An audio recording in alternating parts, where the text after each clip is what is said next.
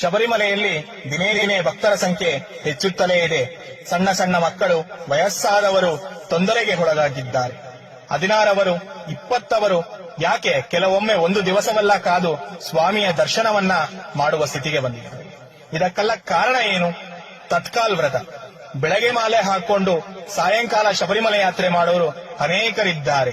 ಆದರೆ ಸ್ವಾಮಿ ಹೇಳಿರುವುದು ಕಠಿಣ ವ್ರತವಿದ್ದು 48 ದಿವಸಗಳ ಕಾಲ ಅನ್ನ ನೀರು ಆಹಾರವಿಲ್ಲದೆ ಒಂದೊತ್ತು ಊಟವನ್ನ ಮಾಡಿ ನೆಲದ ಮೇಲೆ ಮಲಗಿ ಎಲ್ಲಾ ಇಹಭೋಹ ಸೌಖ್ಯಗಳನ್ನ ಬಿಟ್ಟು ಎಲ್ಲವನ್ನ ತೊರೆದು ನನ್ನ ದರ್ಶನಕ್ಕೆ ಬರಬೇಕೆಂದು. ಆದರೆ ಇಂದು ಶಬರಿಮಲೆಗೆ ಹೋಗಿ ಎಲ್ಲಾ ಫೆಸಿಲಿಟೀಸ್ನ ಕೇಳ್ತಾ ಇದ್ದೀವಿ.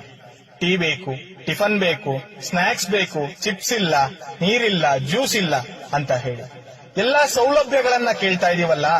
ಎಲ್ಲಾ ಸೌಲಭ್ಯಗಳನ್ನ ನಮಗೆ ಕೇಳುವ ಅಧಿಕಾರವೇ ಇಲ್ಲ.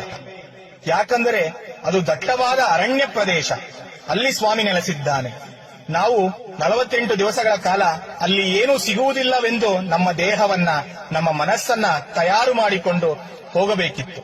ಆದರೆ ಇಂದು ಬೆಳಗ್ಗೆ ಹೋಗಿ ಸಾಯಂಕಾಲ ವಾಪಸ್ ಬರೋ ಪರಿಸ್ಥಿತಿಗೆ ಇದೀವಿ. ಈಸಿಯಾಗಿ ಸ್ವಾಮಿಯನ್ನ ದರ್ಶನ ಮಾಡಬೇಕು. ಸ್ವಾಮಿ 48 ದಿವಸಗಳ ಕಾಲ ಸ್ವಾಮಿಯ ಸ್ಮರಣೆಯಲ್ಲೇ ಕಾದು ಅವನ ಯಾತ್ರೆಯನ್ನ ಮಾಡಿ ಆ ಸ್ವಾಮಿಯ ದರ್ಶನವನ್ನ ಪಡೆಯುತ್ತಾ ಇದ್ದಾರೆ.